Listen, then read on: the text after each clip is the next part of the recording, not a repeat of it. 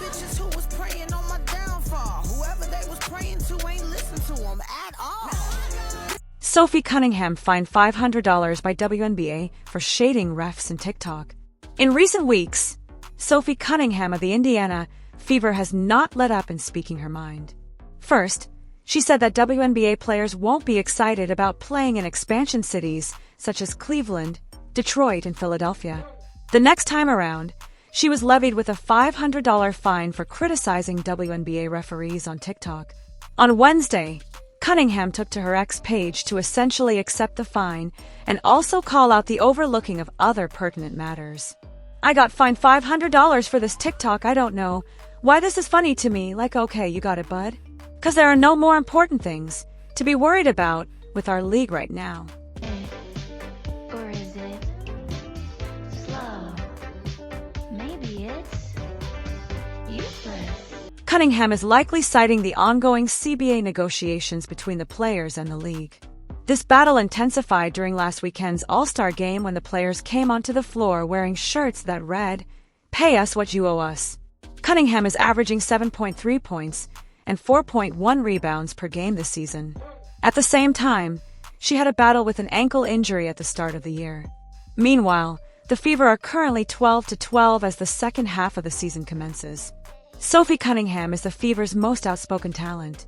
In recent memory, Cunningham has established a reputation as one of the most outspoken personalities in the WNBA.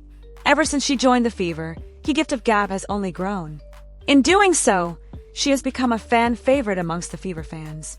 Furthermore, Cunningham has become one of the most ubiquitous WNBA players on social media, with a massive following of 1.1 million followers on Instagram. Also, Cunningham is one of the players passionately advocating for increased pay and higher salaries for WNBA players. For much of the attention Caitlin Clark receives, Cunningham is cultivating her high-profile persona. I got fined $500 for this TikTok?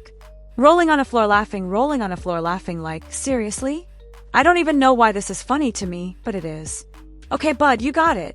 Thumbs up, medium, light skin tone. Meanwhile, there are way more important things going on in this league right now, and this is what they're focused on. I honestly don't know what's happening with the WNBA lately. The league office, the officiating, it's been all over the place. And now this.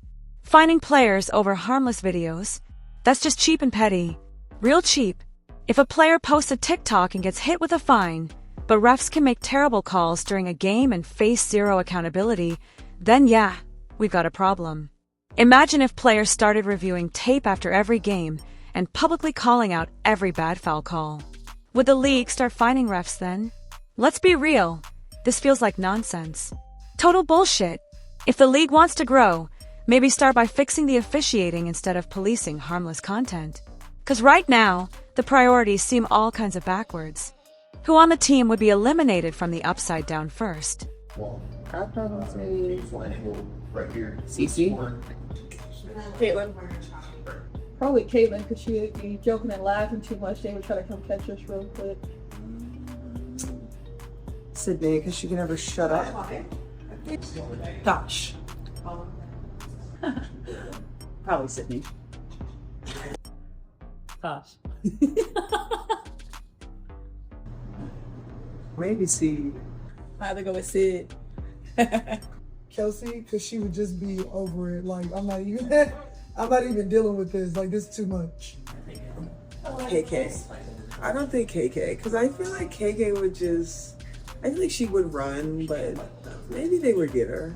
If you were going to start a business with another WNBA player, who would it be? Dude, I like that. I'd probably go Diana Taurasi, because she has the finances, and then the business would be like being on a yacht, on a boat, on a lake, or on the ocean, you know, drinks flowing, you're getting a nice tan, but definitely on her budget, not mine. You guys could start your own, like, below deck. I like that, absolutely.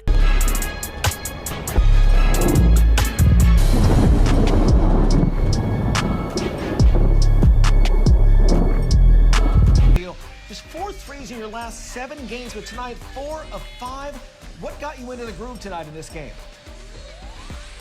Hey, you know what? It's about dang time, let me tell you that. I have my Shoot, it's been a second. I just think for the team, we've had a lot of injuries. We've had a lot of movement.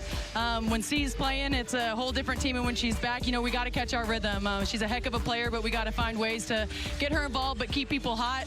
But, for me, it finally felt good. It felt good. Like I said, my family's here, my sisters, my best friends. And so it just felt good to have my family here. So I thought I should do something tonight. Did you have a highlight of the weekend? Being able to sleep in this morning was great. But on a real note, I just think it was awesome. I think Indiana showed out for All-Star. I said multiple times that we have the best fans. The love, the encouragement they show us on a weekly basis. Now other teams and other players really got to see what we see all the time. And so it was nothing but love. But I just want to shout out our fans and our community for throwing a heck of an All-Star. You compare the hosting experience of the last 2 years? Man, I'm back-to-back host. Shoot. Phoenix was crazy, a little bit more of a crazy nightlife out there in Scottsdale, but I think the bars in the downtown here, they did a wonderful job. So again, shout out to the community. You like getting back to practice so quick? An advantage that you guys don't have to travel, or was it tough for coming back one day after everything? Are you going to get me fined? On the next question. No, I got you. No, you know what? On a real note, it's good to move our bodies. Everyone knows what All-Star Weekend's about. It's cool for all of us players to kind of get to hang out and chill outside the court. But we're out, we're hanging out and whatnot, and so it's nice to kind of sweat it out and get our legs moving again. What is it like to do so many activations? It seemed like you were at everything, but what that also suggests is all the different partnerships, income streams, all those different things. And I think that's why a lot of people stayed in market. That's why people come here, because of the amount of money that companies and endorsers and partners are wanting to pay us players. They see who we are off the court, they see who we are on the court, and I just think that speaks volumes of who we are as a W, the players wise. And so it's fun. Everyone always I like Olympic break, because you get All-Star and then you get to go chill for a little bit. But it's just part of being a pro. So yeah, players were talking about how they thought All-Star was a little bit too short, going back to games on Tuesday. Do you think it should be in regular league years a little longer? Yeah, I think that they need to find a way to give us a little bit more of a break. C, AB, and Caitlin, that was a long weekend. Kelsey, AB, and Caitlin, they didn't really ever get a break. They still had to go to practice, they had to do all that, and these are the top players in our league. That's what All-Star is all about, right? So you kind of want to give them a break so you can get a good product out on the court. But for me, I think they can find 2 extra days somewhere for us to just relax and sleep.